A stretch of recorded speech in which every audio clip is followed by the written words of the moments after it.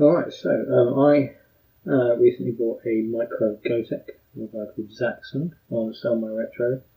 When I got it, I did what most people I think would do, went on YouTube to see if there was an instruction video about how to install it. I couldn't find one, so I thought I'd make one. I think perhaps the reason there isn't a video is because it's really simple and doesn't really need one, but I've never done anything like this before, so first thing I did was go online and look for a video. So here's one in case you're looking for one. So these are all the bits that you get. Not that, it's my old crappy USB stick that does the job. You get a encoder. There's the camera on this thing.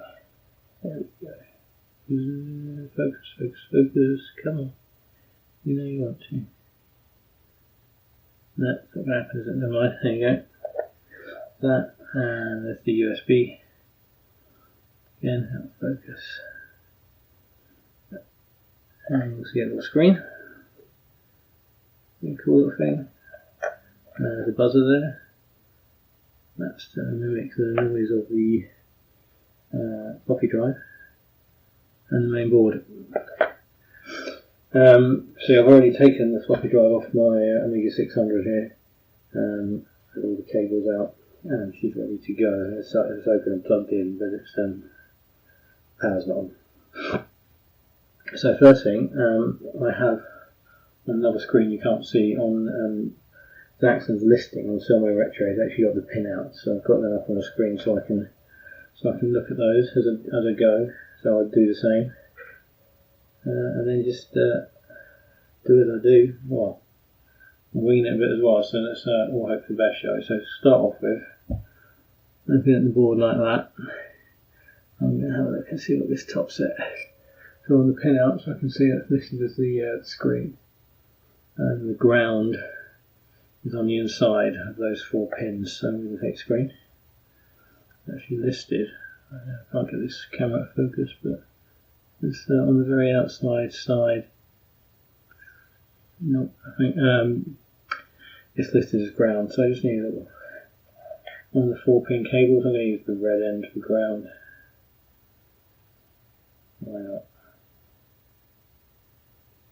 Plug those in. As I say, on the board, before it said the inside was ground, so ground to ground, red to red. Easy. First bit done. Second set down are the encoders. The encoder is just a little dial here. This is for selecting your disc once you've got it all wired up.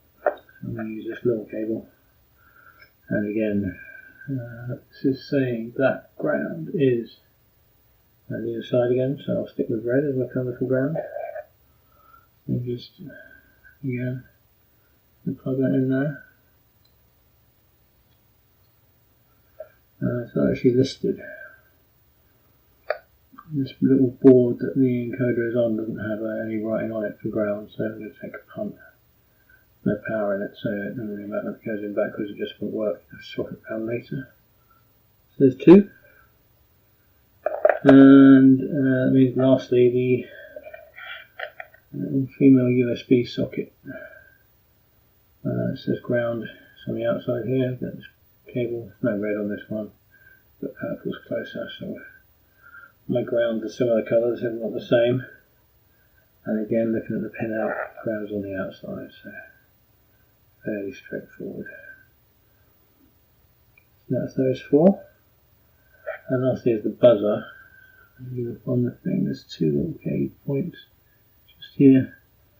I don't think it matters which way around these go. I'm going to click that way. Plug those on. And then when I ordered this from SellMyRetro from Zaxon, he said send him a message and say if you want to connect, plug it straight onto the board. So I did that. So having taken my floppy out, it means I can just plug it straight in like that. And then finally is the power, which is this beautiful cable here. I didn't have one, so this is one that I've got an old school bit of twist and tape. On the board there's a 2 pin sticking out on the end here. The one closest to you is the power, it's the 5 volts, so I'm making that red, the other side is ground. And then there's a 4-pin on the board here that the floppy was connected to. It's the outside one, is the 5 volts, so just connect that to the outside and you'll have power. At this point, that's all connected.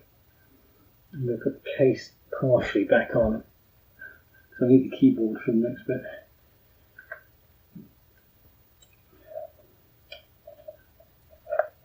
Just to show you. So that's all good and ready to go. Sure there's nothing. So I'm going to hit the power on this now. I'll hold this up as I do, you'll see it lights up. There you go. And you can't read that. But I promise you it says flash floppy. Version 0.9.26a. So that's the firmware that's built into it. I know with some of the full-size Goteks you sort of have to reflash themselves. This one's all built in, ready to go. So that's cool. So it's looking for a drive. It's looking for something to load. So I'm going to turn the camera down. Hopefully, I say turn the camera. This camera is actually mounted on an angle-poise lamp.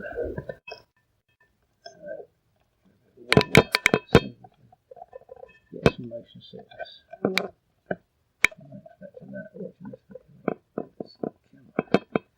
This is my old 14-inch Sony Trinitron. So I have my Amiga running for it most of the time. She just wants to right, just about see that, and the rest of the cables and junk as well. But that'll do. You see, it's asking for the floppy disk. So this, in this occasion, is my floppy disk. And I'll plug that into the USB socket. So don't get that into shot. Just move this around. There you go. So I'm just going to plug that in there. What you also want to see is this, possibly. There we go. Everything on screen at once. So I'm going to plug that in. Now, where it said previously about the firmware, it now says Wings 1. I put a copy of Wings on this. You should just be able to see it loading in the top corner of the screen there. So Wings 1's loading away, so that's the first disc of the 2 Wings discs. I don't know if you can hear the funny little whirring the buzzer makes. I might be taking the buzzer off. Sorry, Zaxon. Great idea. I'm not sure it really works. That's what you can't read on the screen up there. Just make it focus. No, not having it. So please insert Wings Reel 2. So it's not like I have to get a new USB. You get the little encoder. There we go. Give it a twist. And that says Wings 2. And you keep an eye on the screen. I'm going to hit space.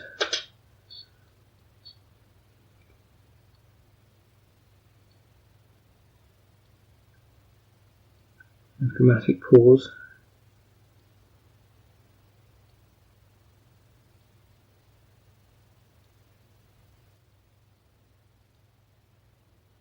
And there we go. You should just be able to see the SellMyRetro logo up there on your screen. So that's it really. It's all wired up, ready to go. So the files on the USB drive are just standard ADF files. Most Amiga games are abandonware, so it's not like you're stealing from anybody. I'm just going to lift this up and show you something else. So if you look, this little screen, you could mount it just behind this slot here and you'd be able to read it all. So I think that's what I'm going to do. I think I'm going to come across some sort of faceplate to be behind there and just have the screen and the little nozzle poke through here easily as well, and the USB too. So it's a little bit more work involved than the full-on Gotek. But I think the issue is, for me, with a full Gotek you have to cut the cabinet, and I'm not really into that sort of thing. I like mods that are reversible, which is actually what this is. I can build something that will sit behind there, or I won't have to glue it or screw it or do anything damaging to the board. I can just make it all work I could just leave it like that really, poke all the wires through there if I really wanted to. But anyway, there it is. There's a Micro Gotek wired up and working. And thanks for watching.